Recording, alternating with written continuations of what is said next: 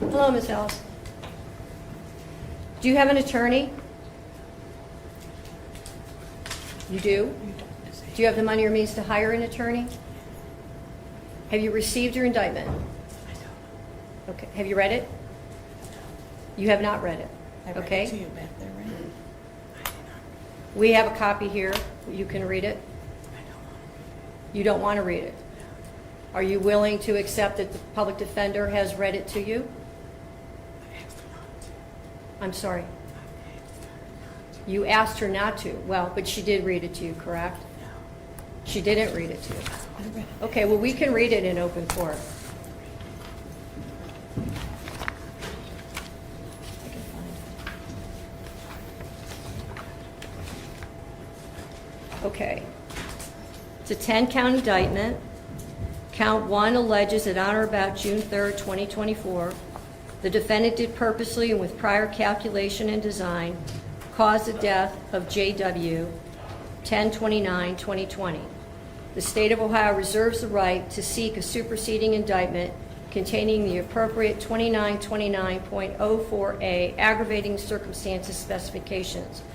This is the moment the courtroom atmosphere shifts entirely. When prosecutors reserve the right to add a death penalty specification, the case instantly moves into the most severe tier of criminal prosecution. From here forward, every hearing carries life or... So you understand that means the state is reserving its right to add a death penalty specification. Count 2 alleges that on or about June 3rd, 2024, that the defendant did purposely cause the death of J.W. 10/29/2020. Count 3 alleges that on or about June 3rd, 2024, the defendant did cause the death of J.W., date of birth 10/29/2020, as a proximate result of the offender committing or attempting to commit an offense of violence that is a felony of the first or second degree, to wit, felonious assault, Ohio Revised Code Section 2903.11A1, and or endangering children in violation of Ohio Revised Code Section 2919.22B2. Count 4 alleges that on or about June 3rd, 2024, the defendant did knowingly cause serious physical harm to J.W. on date of birth 10/29/2020. Count 5 alleges that on or about June 3rd, 2024, the defendant did torture or cruelly abuse J.W., date of birth 10/29/2020, a child under 18 years of age, and furthermore, the violation resulted in serious physical harm to J.W., date of birth 10/29/2020. Count 6 alleges that on or about June 3rd, 2024, the defendant did attempt to purposely cause the death of Margot Wood. Count 7 alleges that on or about June 3rd, 2024, the defendant did attempt to cause the death of Margot Wood as a proximate result of the offender committing or attempting to commit an offense of violence that is a felony of the first or second degree, to wit, felonious assault, Ohio Revised Code Section 2901.11A1. Count 8 alleges that on or about June 3rd, 2024, the defendant did knowingly cause serious physical harm to Margot Wood.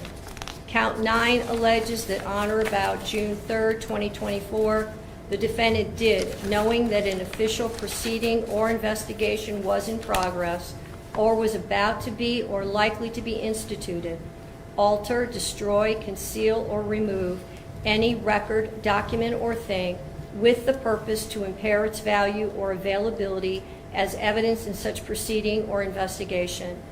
Count 10 alleges that on or about June 3rd, 2024, the defendant did with purpose to deprive the owner, Volunteers of America store, of property or services, to wit, knives, knowingly obtain or exert control over either the property or services without the consent of the owner or the person authorized to give consent. I have now read the indictment. 10 counts, multiple homicide allegations, child abuse, attempted murder. The indictment paints a devastating legal picture. and with a not guilty plea entered, the case is now set on a collision course toward a full criminal trial. Indictment to you, do you wish to enter a plea of not guilty? C. Pardon me? C.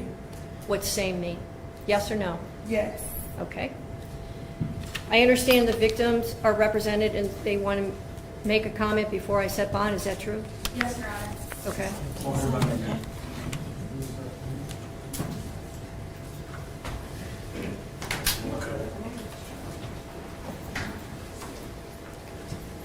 Good morning, sir. Could you start with your name? My name is Jared Wood, father of the deceased, husband of Margot. Your Honor, that day, 1 week ago, she took everything from us. There's nothing that could ever replace my son, or anything that my wife and I, or even our other kids, are going through. It's horrendous. And I really wish no bail, period, or extend it to the max limit possible that you can, at the very least. Just do whatever you can to keep this monster behind bars. Victim impact moments like this cut through legal procedure and expose the raw human cost of the crime. A grieving father, speaking not as a witness, but as a man whose entire world was taken in a single day. These statements often weigh heavily when courts consider bond and future. Thank you, sir. Is there anything else you would like to say? That'll be it. Thank Okay. you, Your Honor. Thank you.